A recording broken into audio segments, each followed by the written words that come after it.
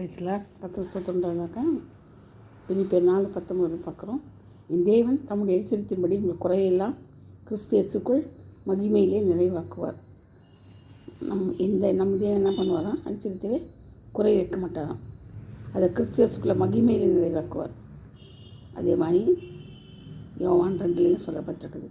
நம் விசுவாசத்தை அறிக்கையிட வேண்டும், நம் குறைவுகளை மாற்றுவார்.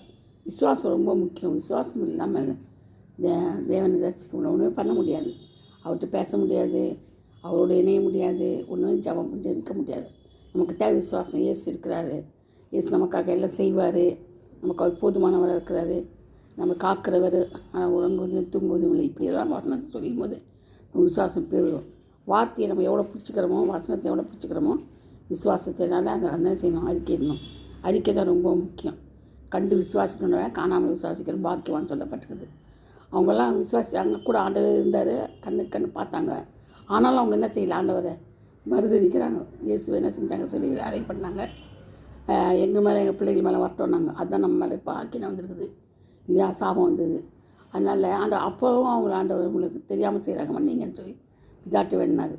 அப்படி இருக்கிற நம்முடைய ஆண்டவருக்கு நம்ம என்ன செய்யணும், அறிக்கை இன்னும் விசுவாசத்தை. அப்போ நம்ம இல்லை, ஆனால் இப்போ நம்ம என்ன செய்கிறோம், இருக்கிறோம். இப்போ அதை நம்ம கேள்விப்பட்டு வேதத்தை படித்து அதை அறிக்கையிடுறோம். ஆண்டவரே நம்ம விசுவாசிக்கிறோம்ப்பான்.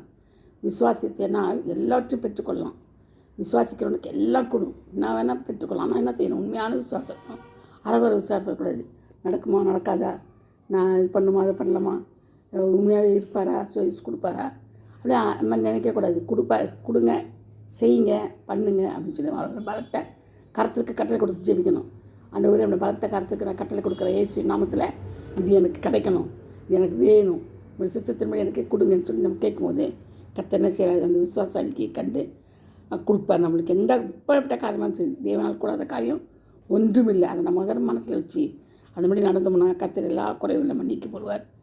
அதனால் தண்ணீர் திராட்சரசமாக மாற்றின தேவன் நம்ம கூட இருக்கிறதுனால விசுவாசத்தினால நீதிமான் பிழைப்பான்னு சொல்லப்பட்டிருக்குது. விசுவாசிகளாக நீதிமன்களாக மாற்றப்படணும். கர்த்தர் தான் இந்த வார்த்தைகளை ஆசீர்வதிப்பாராக. ஆமென். ஹல்லேலூயா.